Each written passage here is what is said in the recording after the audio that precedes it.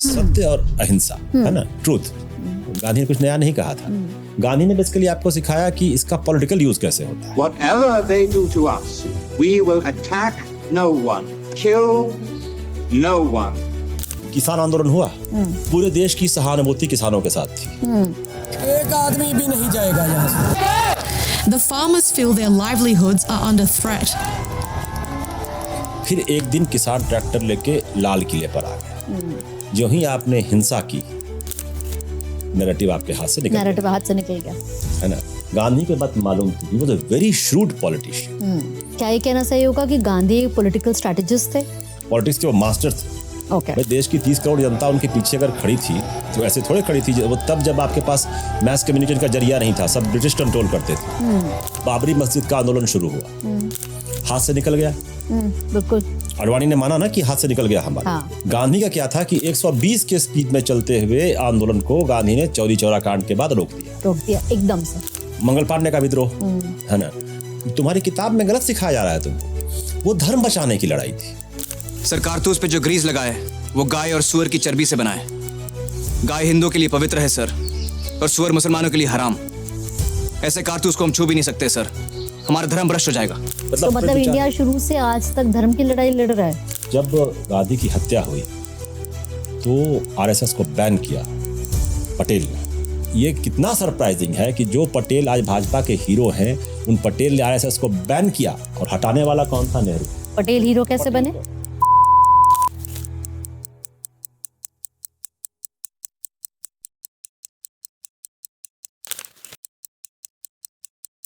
सत्य और अहिंसा, है ना, ट्रूथ। तो ये कोई नया कॉन्सेप्ट तो था नहीं, ये बुद्ध बहुत पहले कह गए थे, है ना। गांधी ने कुछ नया नहीं कहा था। गांधी ने बेसिकली आपको सिखाया कि इसका पॉलिटिकल यूज कैसे होता है, राइट, है ना।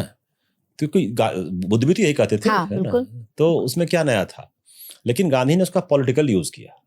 तो क्या ये कहना सही होगा कि गांधी पॉलिटिकल स्ट्रेटेजिस्ट थे? Gandhi was a saint among politicians and a politician among saints. So he understood politics. Very well, very well. Politics के वो मास्टर थे। Okay. भाई देश की 30 करोड़ जनता उनके पीछे अगर खड़ी थी तो ऐसे थोड़े खड़ी थी। वो तब जब आपके पास मैस कम्युनिकेशन का जरिया नहीं था, सब ब्रिटिश कंट्रोल करते थे। उस समय एक बूढ़े आदमी के पीछे देश खड़ा हो गया तो कुछ तो था उसमें करिश्मा, और वो अच्छे वक्ता नहीं थे। हाँ बिल्कुल, वक्ता तो बिल्कुल अच्छे नहीं थे। Bad auditor. कभी नहीं सुना गांधी का भाषण आपने कोई क्रांतिकारी से? मार्टिन लूथर किंग को आपने सुना है कि I have a dream today? तो ऐसा कुछ तो था नहीं। एक हाथ से तो ताली नहीं बन सकती है, मुझको सब हाथ मिले तब बड़ी ताली में बजा सकता हूँ, और तब मैं सारी दुनिया को हंसा सकता हूँ। मेरी तो आशा ये है, ईश्वर से प्रार्थना ये है कि हिंदुस्तान ऐसा बने कि जिससे सारी दुनिया कहे कि अगर आज़ाद बनना है तो हिंदुस्तान के जैसे आजाद बनो। ऐसा करने में आप लोग बहुत बड़ा हिस्सा ले सकते हैं।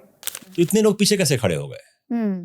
तो लीडर, मतलब जो मैं कहने जा रहा था बेसिकली बात, कि लीडर वो होता है जो मूवमेंट को कंट्रोल करता है। आपने एक मूवमेंट शुरू किया, ठीक है, हाँ, आपका उस मूवमेंट पर कंट्रोल कितना है? जैसे अभी मैं इनफॉर्मली आपसे कह रहा हूं, बाबरी मस्जिद का आंदोलन शुरू हुआ, हाथ से निकल गया। बिल्कुल। अडवाणी ने माना ना कि हाथ से निकल गया हमारा। हाँ। ऑन रिकॉर्ड है, उनके इंटरव्यूज हैं। हाँ। तो आप यहाँ फेल हो जाते हैं क्योंकि आप आंदोलन को कंट्रोल नहीं कर पाए। गांधी का क्या था कि 120 के स्पीड में चलते हुए आंदोलन को गांधी ने चौरी चौरा कांड के बाद रोक दिया एकदम से, है ना। रोक दिया तो रोक दिया। आप उससे एग्री करिए, सबने कहा, पटेल ने कहा, बोस ने कहा, बापू आजादी अभी नहीं मिली तो कभी नहीं मिलेगी। तो उन्होंने कहा नहीं, आजादी नहीं चाहिए जो वायलेंस के दम पर मिले। और वायलेंस, नॉन वायलेंस एक स्ट्रेटेजी थी। क्योंकि आप जो ही वायलेंस करेंगे, आप ब्रिटिशर्स को मौका देंगे काउंटर वायलेंस करने का, और वो आप हैंडल कर पाए या ना कर पाए? नहीं कर पाएंगे, क्योंकि आप ही के देश के लोग सेना में हैं जो आपको मारेंगे, है ना। तो वो नौबत मत आने दो, लड़ो मत, वहां तक मत जाओ कि मतलब तुम लेट जाओ जमीन पे। अगला क्या करे अब, है ना। अगर मुझे मारेगा तो दुनिया देखेगी कैसा हो रहा है, मारे भी कैसे, कुछ तो बहाना चाहिए उसको। अभी देख लो, किसान आंदोलन हुआ, पूरे 1 साल तक किसान बैठे रहे बॉर्डर पे। पूरे देश की सहानुभूति किसानों के साथ थी। फिर एक दिन किसान ट्रैक्टर लेके लाल किले पर आ गए, और एक दिन में परसेप्शन चेंज हो गई कि ये क्या है बकवास यार, ये क्या है कि लाल किले पर चढ़ गए और तमाम कर दिया। जो ही आपने हिंसा की, नैरेटिव आपके हाथ से निकल गया। नैरेटिव हाथ से निकल गया, है ना। गांधी की बात मालूम थी, he was a very shrewd politician. उनका नहीं, ये काम नहीं करना है, नैरेटिव हमारे से निकलना नहीं चाहिए। तो उन्होंने कहा इसका बेस्ट तरीका है कि लड़ो मत। तो उनके हिसाब से नैरेटिव वो क्या दिखाना चाहते थे?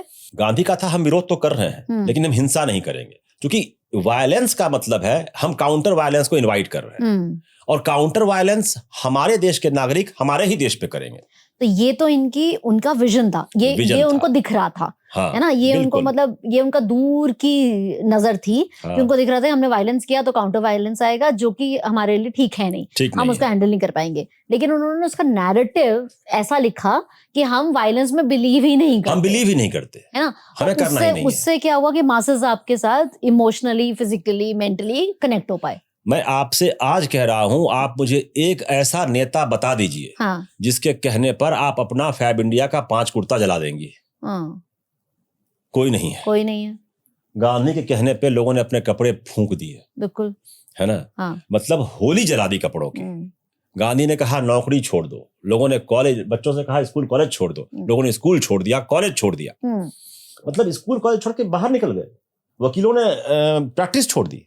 मतलब ऐसा लीडर दुनिया में कहीं हुआ है क्या? लेकिन इसके बारे में आपको क्या पता है? उन्होंने उसका तर्क वितर्क करा, लोगों के साथ में बताया होगा कि क्यों कह रहा हूँ छोड़ना है। वो कह रहे हैं कि हमें इनके साथ कोऑपरेट नहीं करना है, नॉन कोऑपरेशन। ठीक है, हमें अंग्रेजों से सारे संबंध तोड़ लेने हैं, हम कहीं नहीं करेंगे। जब हम काम ही नहीं करेंगे तो ये चलेंगे कैसे, है ना। कौन, मतलब अगर कोर्ट में, भाई देखिए भारत में किसी भी at any point of time Bharat में 34-35 हजार से ज्यादा गोरे नहीं रहे।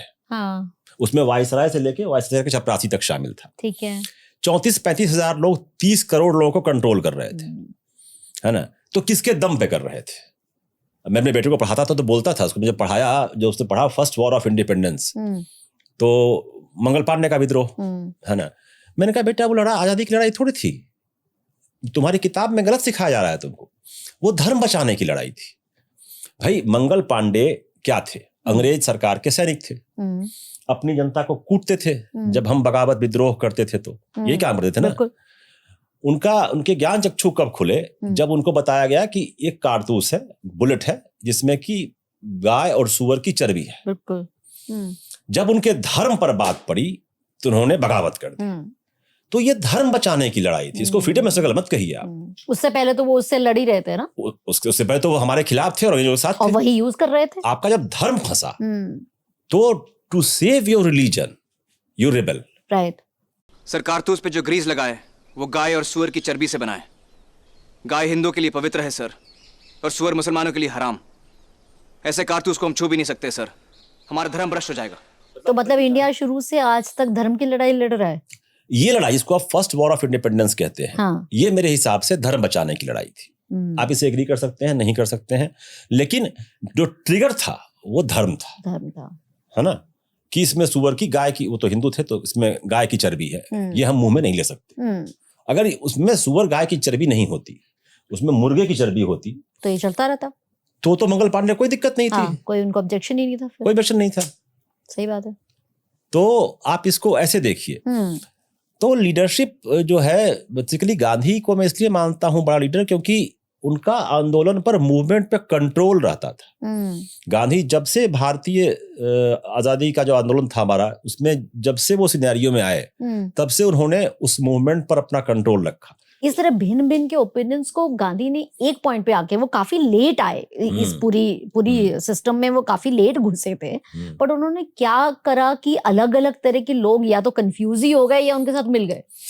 नहीं, देखिए मेरा मानना है कि हम उस दौर के जो लीडर्स थे वो बहुत अलग लोग थे। हम आज उसको समझ नहीं पाते क्योंकि अब हमारे पास आसपास वैसे लोग नहीं हैं। फॉर एग्जाम्पल, सुभाष चंद्र बोस और नेहरू, गांधी में कुछ भी कॉमन नहीं था, सिवाय इसके कि दोनों भारत की आजादी चाहते थे, और तो कुछ भी कॉमन नहीं था। कोई तरीका कॉमन नहीं था, कुछ भी कॉमन नहीं था। लेकिन वही बोस का दिया हुआ नाम बापू है ना। बापू उन्होंने कहा जो हम आज कहते हैं। उन्होंने कहा था। आप देखिए कि क्या गजब के लोग रहे होंगे कि दो धुर विरोधी विचारधारा, लेकिन सम्मान आपस में कितना है ना। जब नेहरू की पत्नी की तबीयत खराब होती है, नेहरू जेल में होते हैं, तो इलाज कौन कराता है? बोस कराते हैं यूरोप में, और जब नेहरू कहते हैं कि मैं तो इतने साल से जेल में हूँ, वकालत भी नहीं करता हूँ, पैसे भी नहीं है, तो कहते हैं कि पैसे की जरूरत नहीं है, मैं मैनेज कर लूंगा, भाभी जी का इलाज मैं कराऊंगा। आप उनका दिल देखिए। आज आप सोच सकते हैं आज की पॉलिटिक्स में आप जहाँ की एक मतलब जो आप हमारे विचार कर नहीं है उसको किसी तरह से जेल में बंद कर देना है वाला थ्योरी चल रही है। जब 1939 था शायद, जब कांग्रेस अध्यक्ष का चुनाव लड़ा गया और पट्टा बिस्तर रवैया लड़े गांधी के खिलाफ, तो गांधी ने उनके गांधी के कैंडिडेट के तौर पर सॉरी उधर बोस थे, और गांधी ने खुलेआम डिक्लेयर कर दिया कि पट्टा बिस्तर रवैया की हार मेरी हार है। फिर भी गांधी हार गए, बोस जीते और सबसे पहले पैर किसके छुए? गांधी के कि बापू आपके आशीर्वाद के बिना कांग्रेस नहीं चल सकती है। वो लोग ही अलग थे। आप जब कभी चिट्ठी पढ़िए, मुझे बड़ा दुख होता है जब मैं पढ़ता सुनता हूं कि नेहरू के बारे में पटेल ने ये कहा। लोग पढ़ते नहीं है। आप कुछ मत कीजिए, आप नेहरू और पटेल के बीच की चिट्ठियां पढ़िए, छोड़ दीजिए, सारे सोर्स छोड़ दीजिए, जो उन्होंने खुद हाथ से लिखा है वो उठा लीजिए। वो चिट्ठी अवेलेबल है, छप के किताब के फॉर्म में है। उसमें नेहरू लिखते हैं कि डियर पटेल, मैं तुम्हें बहुत ज्यादा मिस कर रहा हूं, कुछ बहुत अर्जेंट डिसीजंस लेने हैं, जब तक तुम नहीं आओगे मैं ले नहीं पाऊंगा, तुमसे सलाह करनी बहुत जरूरी है। आप सोच सकते हैं कि भारत का प्रधानमंत्री में तो लिख रहा है कि मैं तुम्हें मिस कर रहा हूं, प्लीज जल्दी आओ, ये काम हमें खत्म करना है। मतलब पटेल गांधी पटेल को लिखते हैं चिट्ठी में हमेशा चिरंजीवी पटेल, जैसे छोटे भाई को, छोटे भाई को। हाँ, मतलब आप वो रिलेशनशिप की तुलना आप आज के पॉलिटिक्स में कीजिए, है ना, आप सोच ही नहीं पाएंगे, क्योंकि हमारे आसपास वैसे लोग ही नहीं बचे, तो आपको समझ ही नहीं आएगा कि ऐसा हो भी सकता था। और जो बहुत सारी बातें हैं जिस पर मतलब तो बहुत लंबी चर्चा हो जाएगी कि भाई अगर लोग मुझसे बच्चे इनके यहाँ बहुत सारे बच्चे मुझसे सवाल करते थे, हर बैच में होता था, गांधी ने भगत सिंह को नहीं बचाया। हाँ, बचा सकते थे। अरे पढ़ लो पहले, भगत सिंह आज तो हमारी कोर्ट है, हमारी अदालत है, हम आजाद हैं। अगर मैं चिल्ला चिल्ला के कहूंगा कि मैंने की हत्या की है तो आप मुझे नहीं बचा पाइएगा। अगर आप खुद कहेंगे तो। आप होते होंगे अभिषेक मनु सिंह भी, हाँ। आप मुझे नहीं बचा पाएंगे, क्योंकि मैं ही कह रहा हूं कि मैं दोषी हूं, है ना। भगत सिंह ने कहा था अपने बाप से, बाप ने कहा कि तुम्हारे लिए वकील कर देता हूं, तो उन्होंने कहा जो मेरे लिए वकील करेगा वो देश का गद्दार कहलाएगा, मैं उसे मानूंगा, देश का गद्दार मानूंगा मैं उसको। आप उस आदमी को बचा लीजिएगा कोर्ट में, जो कह रहा है मैंने बम फेंका, हाँ फेंका मैंने बम, बताओ। दूसरा, उनकी अपील गई privy council. Privy council Britain का राजा था, राजा होता था ब्रिटेन में, उसकी एक काउंसिल थी, कैबिनेट होती है, लेकिन इतनी बड़ी दुनिया पे शासन करने के लिए तो लोग चाहिए ना। प्राइवी काउंसिल में अपील खारिज हो गई इनकी बचने की, हाँ, कि इनको जीवन दान दिया जब भगत सिंह की। तो जब सुप्रीम कोर्ट ने रिजेक्ट कर दिया, तो आप मुझसे उम्मीद कर रहे हैं कि मैं जिला अदालत में जाऊं और कहूं मिलॉर्ड इसको आप छोड़ दें, है ना। भाई यहाँ का वायसराय क्या बेचता है जब ब्रिटेन के राजा की प्रीवी काउंसिल ने खारिज कर दिया, तो इसकी औकात ही नहीं है। इसीलिए गांधी ने कहा कि इसकी फांसी टाल दीजिए, है ना। आप थोड़े समय के इसको मुल्तलोन कहा कि अरे कभी ये कहा ही नहीं गांधी ने कि इसको बचा लेना चाहिए, ये बचा ही नहीं सकते थे। तो वो आदमी चिल्ला चिल्ला कह रहा है मैंने बम फेंका, उसकी मर्सी पिटीशन जो है जिसने भी डाली रिजेक्ट हो गई प्रीवी काउंसिल से। अब कौन बचाएगा उसको यहाँ पर, जब वो खुद ही जब वो उसको बचना ही नहीं है। उनका भगत सिंह का मोटो यही था कि मेरी शहादत देश में क्रांति लाएगी, मुझे शहीद होना है, और सरकार अंग्रेज की। मतलब वो भी अगर कह देते कि मैंने नहीं किया है तो चलिए फिर भी कुछ शुरू होता डायलॉग होता फिर तो वो कह रहे हाँ मैंने बम फेंका, कर लो जो करना है लो। तो गांधी कैसे बचा लेते, है ना। अब एक और जो सवाल आता है जो इनके बच्चे हर बैच में पूछते थे, पटेल पीएम हो सकते थे, नहीं बने। देखिए फैक्ट को आप कैसे दिखाते हैं ये बड़ा मैटर करता है। बिल्कुल। पहले वो स्टेट्स तो होते नहीं थे, प्रोविंस होता था। तो 15 प्रोविंस थे, 12 ने वोट किया कि अगला प्रेसिडेंट पटेल होंगे, अगले प्रेसिडेंट। जो कांग्रेस प्रेसिडेंट था वही पीएम बनना था। 12 लोगों ने कहा, 3 ने केवल नेहरू के नाम पे सहमति जताई, ओवरवेलमिंग मेजॉरिटी।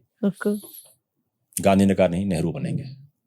ठीक, अब आपको मैं इतनी बात बता दी मैंने, आपको लगा ना कि बड़ा अत्याचार हुआ उनके साथ, है ना। अब इसके पीछे लॉजिक क्या था? इसके पीछे लॉजिक ये था कि पटेल को विदेश नीति की समझ नहीं थी बहुत ज्यादा। पटेल देसी आदमी थी, ठीक है। और उस समय भारत नया देश बनता, उसको पूरी दुनिया में अपना रास्ता तय करता है कि हम कहाँ रहेंगे। जो हमने नॉन अलाइंड चुना, इस पर हम आज तक रेफरी चल रहे हैं, आज तक चल रहा है। हाँ। तो उसका अता पता नहीं है। दूसरी बात कि हर जगह पटेल कहते हैं हर रैली में कि मेरा नेता नेहरू है, देश को नेहरू के पीछे खड़ा होना है। कभी कोई मुझे पूरे इतिहास में एक संदर्भ दिखा दे जहां पटेल ने कहा और मेरे साथ गलत हुआ। वो एक अंडरस्टैंडिंग थी कि ठीक है, इस पार्ट को पटेल ने भारत को एक किया। भारत को एक करने का काम पटेल को किसने दिया था? ये जिम्मेदारी किसने दी थी? गांधी और नेहरू ने। क्योंकि गांधी जानते थे कि भारत को एक करने का काम नेहरू नहीं कर सकता। क्यों? Philosophical point of view, poetic point of view, कोमल हृदय, ये काम ऐसे नहीं होते। यहां चाहिए ताकत। तो मिलोगे या सेना भेजें? बताओ। वो जब दक्षिण में जाते हैं वो तो अभी बता दूंगा नाम आपको, तो वो कहते हैं कि हाँ भाई भारत के साथ विलय करना है, क्या करना है? तो उसने कहा नहीं हमारे तो ड्यूटी विष्णु है, यहाँ तो विष्णु रूल करते हैं, हमारे तो राजा विष्णु है, तो हम भारत के साथ कैसे मिल सकते हैं? हम किसी और को राजा मान ही नहीं सकते। तो पटेल ने कहा कि अब तक तुम अंग्रेज को कैसे मान रहे थे, जो अब नहीं मान सकते, तब विष्णु कहाँ थे? या तो संधि विलय होगा या सेना आएगी, तय करो। सेम हैदराबाद में हुआ। और आपको जान के आश्चर्य होगा कि पटेल तो इस फेवर में थे कि कश्मीर जाता है तो जाए। अच्छा। क्योंकि आप देखिए क्या होता है उस समय जब आजादी, अभी आपको पहाड़ पर्वत दिख रहे हैं कश्मीर में, सुंदरता दिख रही है। उस समय अन्न कहाँ उपजेगा? हम हैदराबाद नहीं दे सकते, है ना। तो जब लियाकत अली खान से बात हुई तो उन्होंने कहा कि एक बार तो उन्होंने कहा कि जाता है तो कश्मीर जाए, लेकिन जब लियाकत अली खान ने कहा हम कश्मीर भी लेंगे और हैदराबाद भी लेंगे, तब उन्होंने कहा ना कश्मीर देंगे ना हैदराबाद देंगे। तब तो फिर लड़ लो, है ना। क्योंकि उसमें कश्मीर की का कोई सिग्निफिकेंस नहीं था। पहाड़ पर्वत चट्टान कौन पूछ रहा है उसको? यार यहाँ चाहिए हाँ, जहाँ से समृद्धि आएगी, पॉपुलेशन को खिलाने के लिए खाना वहाँ क्या होता है? सैफरन उगता है। सैफरन से क्या होता है? अखरोट उगते हैं वहाँ पर। हो गई वो तो। हाँ, तो अखरोट तो बात की बात है। तो at one point of time Patel थे कि हटाओ, साला जाता है तो जाए, है ना, मारो गोली इसको, बाकी हिस्सा बचा रहना चाहिए। तो भारत को एक करने का काम नेहरू नहीं कर सकते थे, उनमें वो टफनेस नहीं थी। लेकिन एक चेहरा जो था, जो हर पार्टी को, हिंदू को मुसलमान को स्वीकार होता, वो नेहरू का था। तो बापू क्यों नहीं? गांधी का कहना था कि मेरी लड़ाई आजादी तक थी। अच्छा। और मुझे सत्ता में कोई इंटरेस्ट नहीं। जिस दिन 15 अगस्त 1947 को लाल किले पे तिरंगा फहराया जा रहा था, गांधी दिल्ली में थे ही नहीं। गांधी नोआखाली में दंगे से शांत करा रहे थे, वो दिल्ली में थे ही नहीं। He was not even there, जबकि इतना बड़ा मोमेंट था भारत के लिए, वो दिल्ली में ही नहीं थे। उनको उससे कोई अटैचमेंट नहीं था। कहा दंगे हो रहे हैं, लोग मर रहे हैं, मेरा काम वहां है, मुझे रोकना है वो। बाकी प्रो मुसलमान थे, प्रो हिंदू थे, ये सब तो बहस मतलब इसमें तो पढ़ना ही नहीं चाहिए, क्योंकि वो आप जैसे देखते हैं आप ऐसे देखेंगे। हाँ बिल्कुल, है ना। नहीं, बट मैं हमेशा सोचती हूँ कि जब नेहरू राइट कंटेस्टेंट थे to be the prime minister, तो व्हाई नॉट गांधी?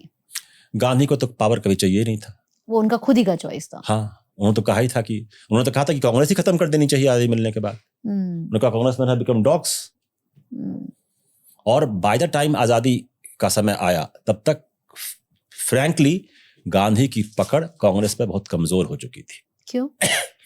कांग्रेस में नई लीडरशिप थी, नेहरू थे, तमाम लोग थे, जिन्ना अलग हो गए, तो और बहुत विषयों पर मतभेद थे नेहरू के।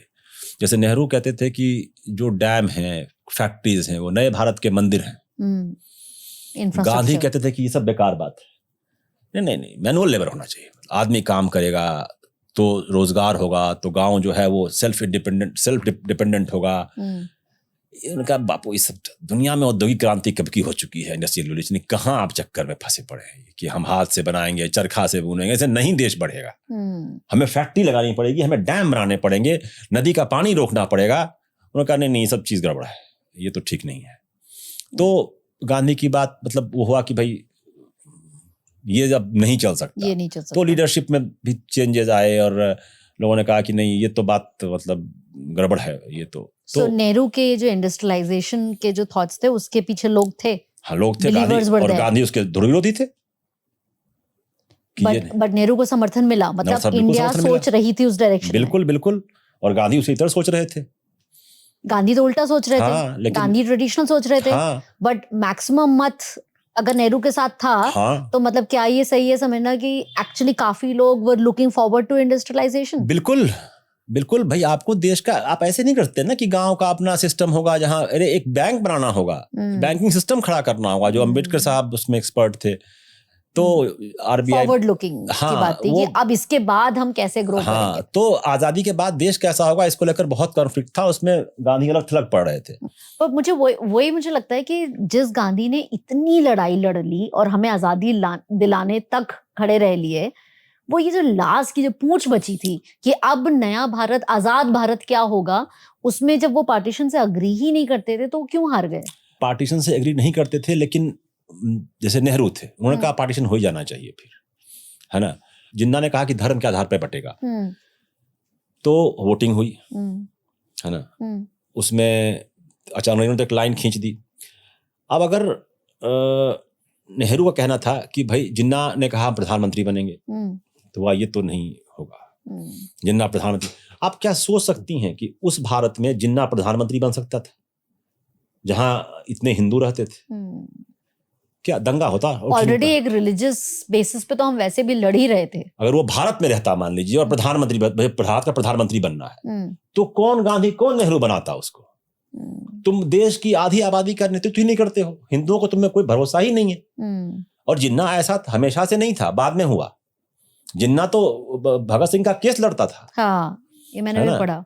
तो वो बाद में हुआ।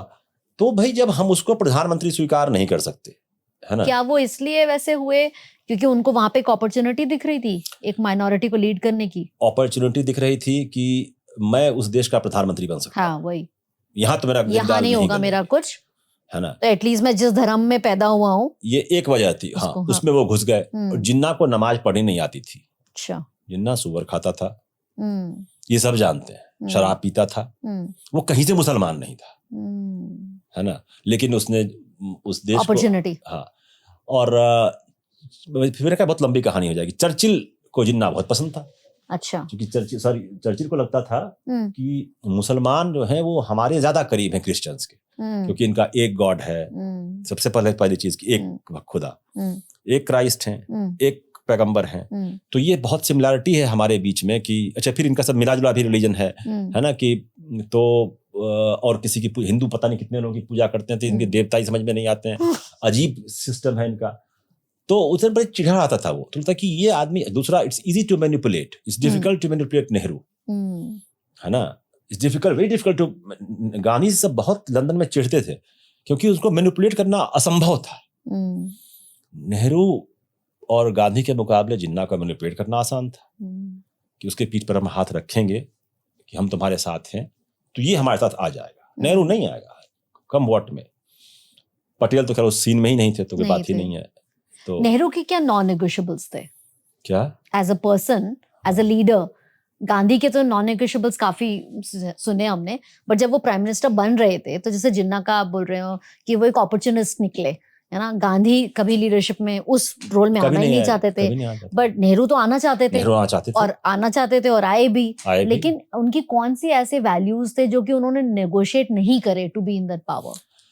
देखिए, उनका ये कहना था कि भारत किसी भी हाल में एक मुस्लिम कंट्री या मुस्लिम मेजॉरिटी कंट्री डिक्लेयर नहीं हो सकता, जो कि जिन्ना का दिली इच्छा एजेंडा था कि ये नहीं होगा। भारत एक हार्ड कोर सेक्युलर कंट्री रहेगा। यहाँ जिन्ना से वो बिल्कुल डिफर करते थे। हिंदू नहीं बोला उन्होंने, सेक्युलर बोला। हमारे कहने का मतलब ये था सेक्युलर रहेगा भारत। इस पर गांधी भी एग्री थे, और पटेल तो घनघोर एग्री थे। सॉरी, ये बोस का तो पूरा जीवन ही इसी में बीता। जय हिंद उन्हीं का दिया हुआ है, जो सेना में या पुलिस वाले बोलते हैं जय हिंद जनाब, है ना। बोस का दिया हुआ है, बोस का दिया हुआ है। जब उन्होंने देखा कि सेना में सब अपने अपना बोलते हैं कि जय जाट या फिर इस तरह का कुछ, है ना, जय गोरखाली, उनका ये क्या है यार, ये तो देश इसे एक ही डिवाइड होते जा रहे हो। तो वो भी देते कि नहीं, देश सेक्युलर होना चाहिए।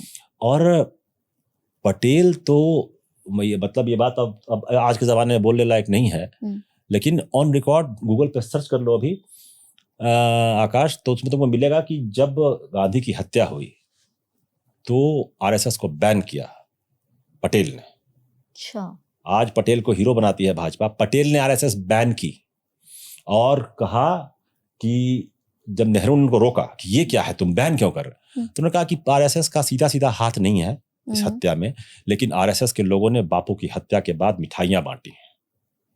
ये इसने पॉइजन वर्ड यूज किया है। उन्होंने कहा कि ये समाज में पॉइजन, जहर बो रहे हैं, बिल्कुल, और मैं ये अलाउ नहीं करूंगा।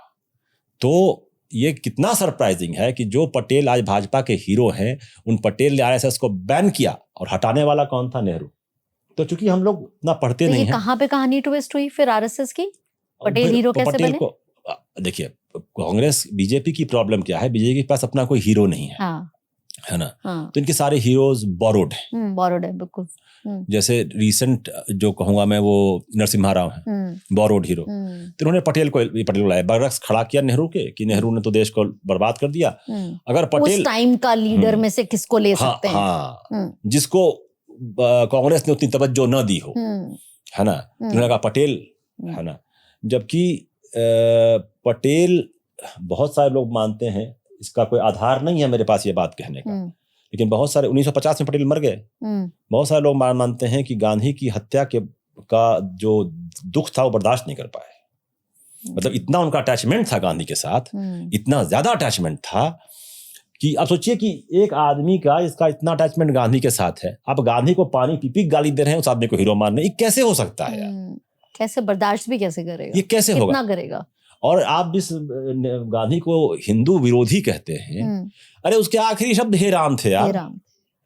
इतना ही पढ़ लो समाधि पर जाकर के, जिस आदमी के आखिरी शब्द हे राम थे, है ना?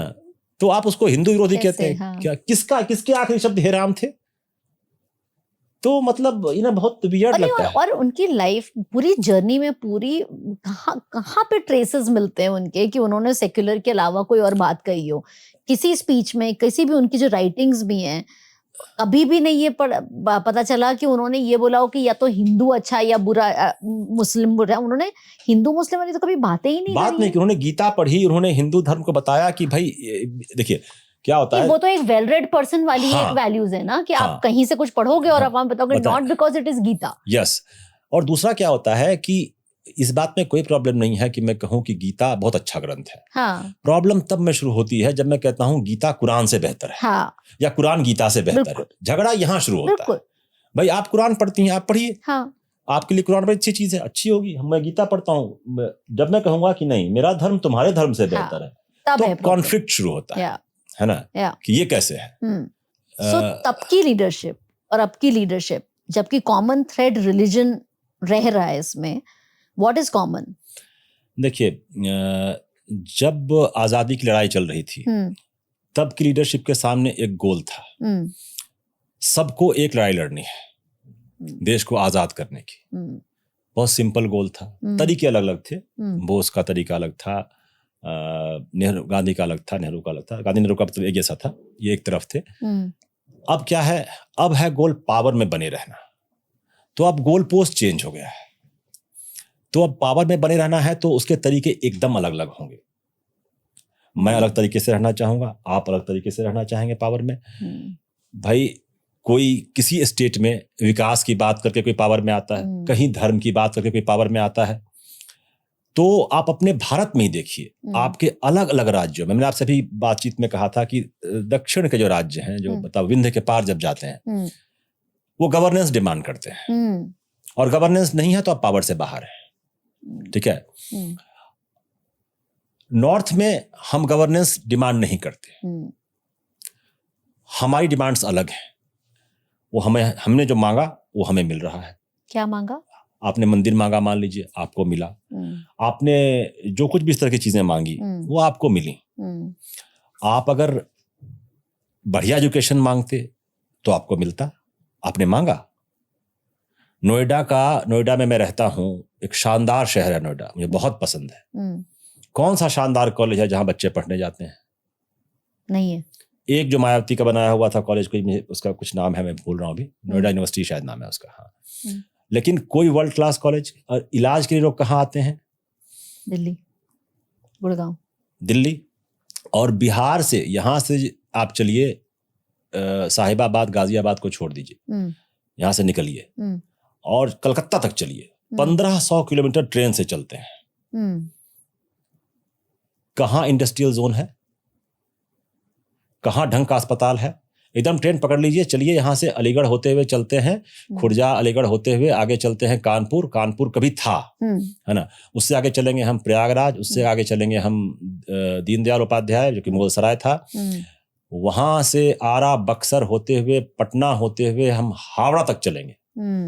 आपको एक भी इंडस्ट्रियल जोन दिखता हो तो बताइए, एक ढंग का अस्पताल दिखता हो तो बताइए, एक ढंग का कॉलेज दिखता हो IIT छोड़ के कानपुर में, है ना, तो बताइए। तो आप जो डिमांड करते हैं आपका नेता उस डिमांड को पूरा करेगा, तभी वो दोबारा चुना जाएगा। मैं बार बार डिमांड क्या किया फिर यूपी ने?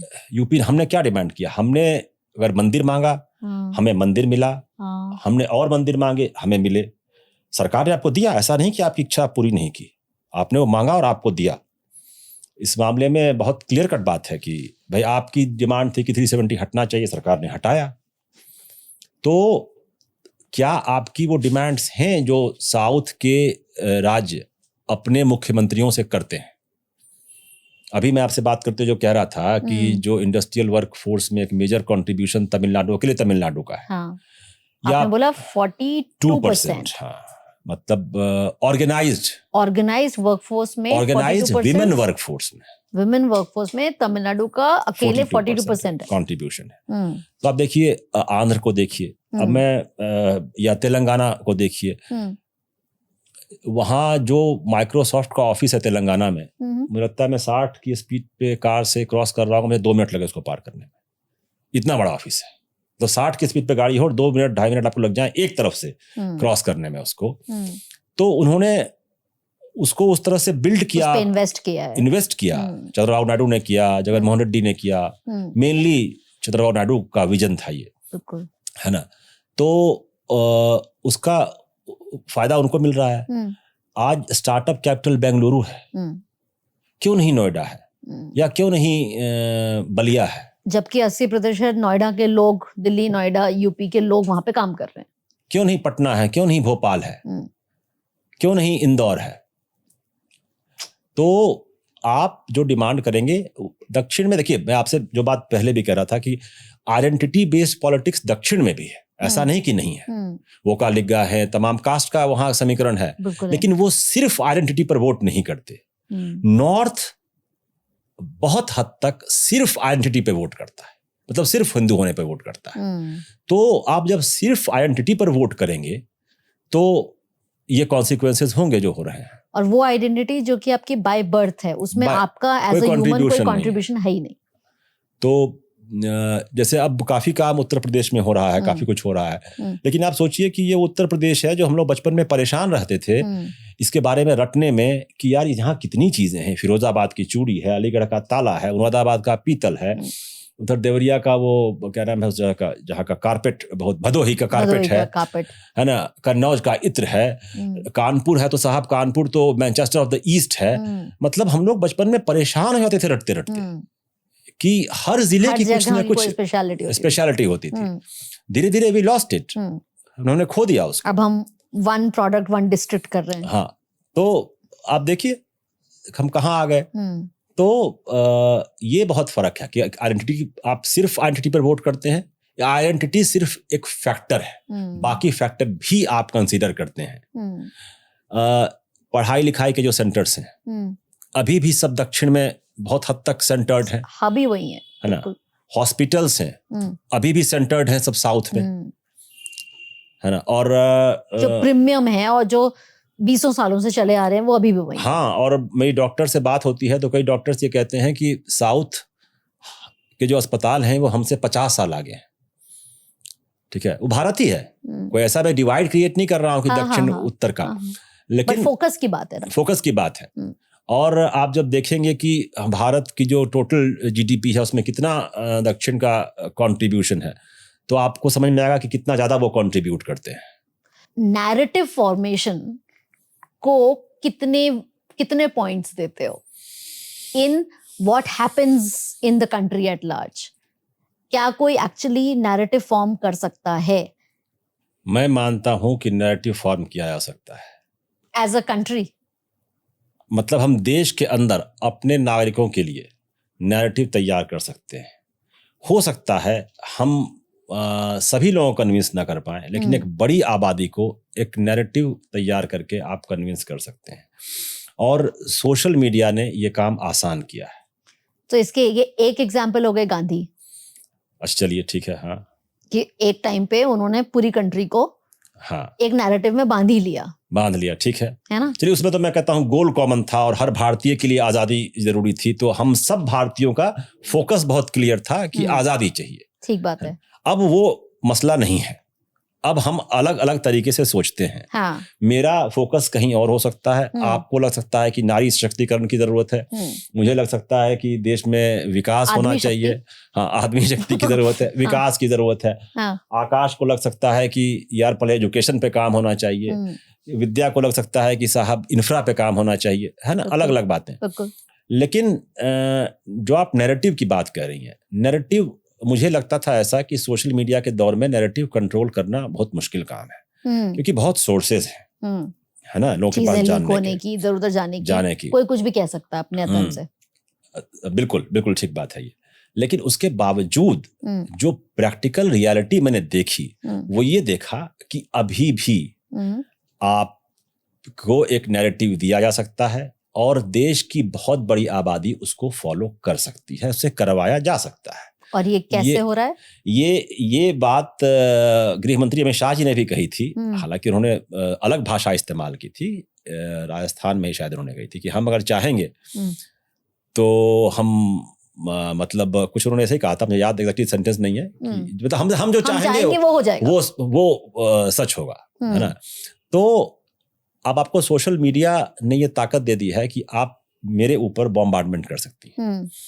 मैं अपना व्हाट्सएप खोलूंगा, कॉलेज ग्रुप तो एक मैसेज दिखेगा, बचपन के दोस्तों का ग्रुप उसमें एक मैसेज दिखेगा, नेता वही बात बोल रहा होगा, अखबार में वही चल रहा होगा, रेडियो खोलूंगा गाड़ी में बैठकर तो वही बात सुनाई देगी। अब जब मुझे हर तरफ से एक ही बात सुनाई देगी तो मुझे लगेगा हर आदमी झूठ थोड़ी ना बोल रहा है यार, एक आदमी बोल सकता है, दो बोल सकते हैं, हर व्हाट्सएप ग्रुप में मतलब झूठ ही चल रहा है।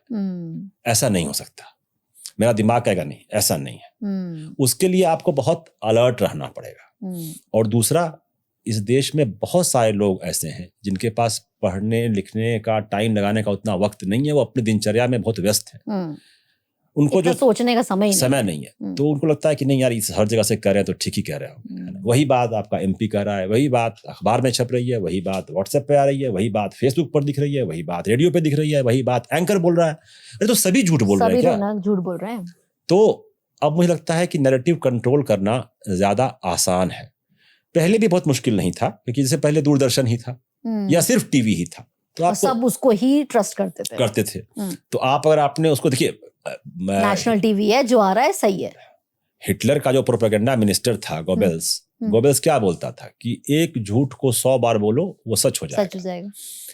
तो ये गोबेल्स ये बात तो 30s में कर रहा था ना, हम 100 साल पहले। तब अगर वो नैरेटिव सेट कर सकता था और कर दिया जर्मनी में उसने और हिटलर ने मिल करके उस समय, तो आज तो आपके पास बहुत संसाधन है वो करने के, उसी बात को लेयर पे लेयर एम्पलीफाई करने के आपके पास बहुत जरिए हैं। तो अब तो मुझे लगता है वो काम आसान है। और आप कहेंगे कि नहीं हम 10 सोर्स से पढ़ेंगे, या तो आप में इतनी हिम्मत हो कि आप 10 सोर्स से पढ़िए, उतना आपके पास टाइम नहीं है। भाई मुझे शुरुआत में बहुत सारे लोग बहुत सारे मैसेजेस भेजते थे और मैं उनको फैक्ट चेक करके वापस कर दिया करता था। अच्छा, दोस्तों को, मित्रों को, कि आपका ये फैक्ट गलत है, कृपया इस पर ध्यान दें। बाद में मैंने हाथ जोड़ लिए, मैंने कहा या तो मैं इसमें रोज 2 घंटे लगाऊं, है ना, 3 लिंक भेजूं, 4 ये भेजूं, आप खुद क्यों नहीं खोज सकते? अगर मैं तो कुछ महान काम नहीं कर रहा हूं, मैं तो बस टाइप कर रहा हूं गूगल पे और आ जा रहा है सच क्या है। तो दैट मींस कि अगर हम एक्चुअल फैक्ट चेक करना चाहें तो मुश्किल नहीं है, आप एफर्ट की प्रॉब्लम है। मतलब अभी इस लेवल पे हम नहीं पहुंचे हैं कि वो फैक्ट भी छुपा लिए गए हों। नहीं, अभी हम वहां नहीं पहुंचे। अभी स्कोप है। हाँ, अभी बहुत स्कोप है। अभी अब वहां नहीं पहुंचे हैं। मैं फिर से कह रहा हूं, जहां फैक्ट को पूरी तरह छुपा लिया जाए, आप वहां नहीं पहुंचे, क्योंकि इंटरनेट को कोई कंट्रोल नहीं करता एक आदमी, है ना, क्या क्या रोकेंगे आप, कहाँ से रोकेंगे। लेकिन सवाल यह है उस गहराई तक आप जाना चाहते हैं क्या? तो हमारी प्रॉब्लम हुई। हाँ, आप नहीं जाना चाहते तो कोई बात नहीं, आप मेरी बात मान लीजिए, मैं कह रहा हूँ आपको अगर बाहर जाकर नहीं झांकना कि बारिश हो रही है या नहीं हो रही है, तो आप मेरी बात मान लीजिए कि बाहर बारिश हो रही है। आप अपने स्टूडियो से बाहर निकलेंगी, बाहर जाएंगी, खिड़की खोलेंगी, चप्पल पहनेंगी, इतना कौन करना है? तो मान ही लो कि तो मान लीजिए कि बारिश हो रही है। सो ये जो हमारा पूरा वॉर चल रहा है, सारे लोग लड़ रहे हैं, उस पे आपकी क्या ओपिनियंस है? Which side are you on? देखिए, सेफली स्पीकिंग। नहीं, मेरा तो देखिए साइड का तो क्या है कि वॉर ही एक गड़बड़ चीज है, और दुनिया में कभी ऐसा नहीं होता कि लड़ाई जिस एरिया में शुरू हुई हो वो वहीं तक लिमिटेड रहे। उसकी जो वेवलेंथ्स फैलती हैं उसका असर हर किसी पर पड़ता है।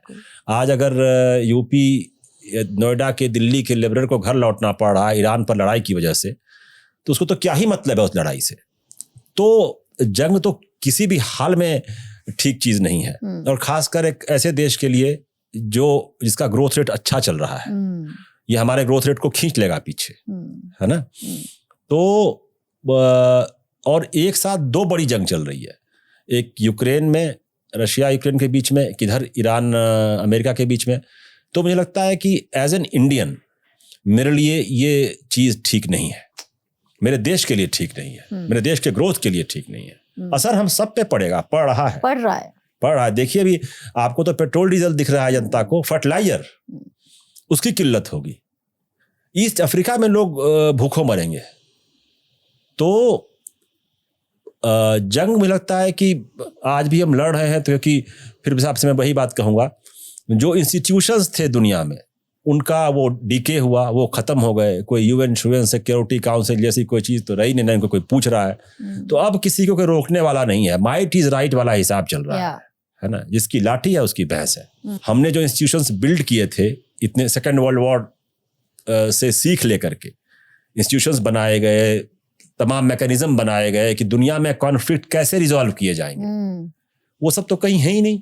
जिसको मन हो रहा है जिस पे हमला कर दे रहा है। तो वो क्या हुए, वो जो इंस्टीट्यूशंस बिल्ड हुए वो आउटडेटेड हो गए, वो अपने आप को अपग्रेड ही नहीं रख पाए, या उनको ओवरपावर कर दिया गया? बड़ी ताकतों का उनमें विश्वास खत्म हो गया। उन्होंने कहा कि हम नहीं मानते तुमको, हमें जो मन में आएगा हम करेंगे। तो ओवरपावर करा ना, खत्म। हाँ, तो जो इतने सालों से उस इंस्टीट्यूशन में काम हुआ, उसकी पावर बनी नहीं, फिर तो कुछ नहीं हुई भाई। वो तो एक टाइम आता है ना, एक इंस्टीट्यूशन बनता है, कभी वो पावरफुल होता है, कभी वो खत्म हो जाता है। जब टीएन शेषन थे तो भारत में चुनाव आयोग अपने शबाब पर था, है ना। दहशत थी चुनाव आयोग की, लोग डरते थे साहब, है ना। आप देखिए वो चुनाव आयोग आज कहाँ आ गया, है ना। तो वो तो इंस्टीट्यूशंस की तो मतलब एक साइकिल चलता है, एक लाइफ साइकिल होती है। आज है कल नहीं है। जो इंस्टीट्यूशंस आज शानदार कहला रहे हैं, कल को वो किसी की उसका मोल कुछ नहीं होगा। तो ये तो होता ही है। तो इंस्टीट्यूशंस को क्या चाहिए होता है एक खड़ा होने के इंस्टीट्यूशन? एक लीडर या एक कॉम, एक कम्युनिटी? एक कम्युनिटी। देखिए आप एक देश में, जैसे मान लीजिए भारत ही है, तो भारत को एक इंस्टीट्यूशन से थोड़े चलता है। भारत में मल्टीपल इंस्टीट्यूशंस हैं। आरबीआई एक इंस्टीट्यूशन है, सुप्रीम कोर्ट एक इंस्टीट्यूशन है, इलेक्शन कमीशन एक इंस्टीट्यूशन है, इस तरह से कई सारे इंस्टीट्यूशन हैं। तो एक आदमी खड़ा होकर आरबीआई को आरबीआई बना सकता है, लेकिन सारे इंस्टीट्यूशन फंक्शन करें इसके लिए उस इकोसिस्टम की जरूरत है। नहीं, सारे तो सही बात है, इकोसिस्टम, बट एक इंस्टीट्यूशन, अगर आज वो नहीं है इंस्टीट्यूशन हमारे आसपास, बट अगर इंस्टीट्यूशन करना है तो क्या एक आदमी एक उस लेवल का लीडर बना सकता है? एक इंस्टीट्यूशन बना सकता है, बिगाड़ सकता है। एक आदमी, बहुत दूर जाने की जरूरत नहीं है, सिर्फ अमेरिका की तरफ देखिए आप। एक आदमी बना सकता है, बिगाड़ सकता है। बस यूएस की तरफ देखिए और आपको आपके सवाल का जवाब मिल जाएगा। मिसेस गांधी के खिलाफ जिसने जजमेंट लिखा, है ना, इलाहाबाद वाले केस में, है ना, तो एक आदमी, है ना। एक सैम मानेकशॉ को आप याद करते हैं तो किसी वजह से याद करते हैं ना, जो मिलिट्री का जो सम्मान था, वो जो इंस्टीट्यूशन था, उसको वो नेक्स्ट लेवल पर ले गए। इसीलिए आप इतने साल बाद भी सैम मानेकशॉ को टेक्स्ट बुक में से वो होते हैं, हाँ, हमेशा होते हैं। आप होमी जहांगीर भाभा को याद करते हैं, आप रतन टाटा को याद करते हैं, है ना? तो एक आदमी जिसने बिजनेस वर्ल्ड को बदला, तो एक आदमी काफी कुछ कर सकता है। हाँ, लेकिन आपको पूरे देश का अगर इकोसिस्टम बदलना है तो उसके लिए तो कम्युनिटी चाहिए, पूरी चाहिए। राइट। सो आपने जब हम पहले बात कर रहे थे तो आपने बोला था कि करंट टाइम्स को अगर आप क्लोजली कनेक्ट कर सकते हो तो 1930 के जमाने से कर सकते हो। वो क्यों? मैंने आपसे बताया कि 1930s का टाइम वो था जब इंस्टीट्यूशंस का डिके हो रहा था दुनिया भर में। लीग ऑफ नेशंस बना, खत्म हो गया। दुनिया भर में नेशनलिज्म का राइज हो रहा था, अभी भी हो रहा है। इंस्टीट्यूशंस का डिके अभी भी हो रहा है। बड़ी ताकतें जो है मतलब दुनिया में युद्ध की नौबत आ रही थी। सेकेंड वर्ल्ड वॉर की भूमिका तैयार हो रही थी। लड़ाइयाँ अभी भी चल रही हैं। तो एग्जैक्टली तो रिजेंबल नहीं करता, लेकिन वो सब जो फेज था उसी तरह की चीजें हो रही हैं। तो उससे क्या, अगर क्योंकि वो हो चुका है तो उसे क्या सीखना चाहिए? देखिए, मैं तो कहूँगा कि जो सैमुअल पी हंटिंगटन की किताब है क्लैश ऑफ सिविलाइजेशंस, मैं नहीं चाहता हूँ कि वो चीज़ रिपीट हो धरती पर, कि उस तरह से टकराएं, इस बार सभ्यताएं टकराएं। तो कोई नहीं चाहेगा ऐसा होना। लेकिन अगर ऐसे चलता रहा तो पूरा ग्लोबल ऑर्डर रीशेप हो रहा है। ठीक है, ये रीशेप होगा। अब किसके फेवर में होगा ये मुझे नहीं पता, ये ईस्ट के फेवर में होगा या वेस्ट के फेवर में होगा, लेकिन ग्लोबल ऑर्डर रीशेप होगा। हो रहा है मेरे सामने, हमारे साहब के सामने हो रहा है। ग्लोबल ऑर्डर एकदम चेंज हो जा रहा है और दुनिया के देशों को समझ नहीं आ रहा है कि वो किस तरफ जाए। वो कंफ्यूज है। पहले बहुत क्लियर कट थी चीजें, है ना? कोल्ड वॉर में भी आप इस तरफ थे या इस तरफ थे। बिल्कुल। तो ग्लोबल ऑर्डर रीशेप हो रहा है और आपके सामने होगा। चाइना बड़ी ताकत है जो उभर रही है और वो आज की ताकत है, कल की ताकत होगी। ऐसा बहुत सारे लोग मान रहे हैं कि बैलेंस ऑफ पावर शिफ्ट होगा एशिया की तरफ। तो हो सकता है ऐसा हो, मुझे भी नहीं पता क्या होगा, कि जो रीमेकिंग ऑफ वर्ल्ड ऑर्डर है ये क्या शेप लेगा। लेकिन इतना तय है कि ये बदलेगा, ये ऐसा नहीं रहेगा। हम और आप इतिहास बनते हुए देख रहे हैं। वर्ल्ड हिस्ट्री आपके सामने बन रहा है।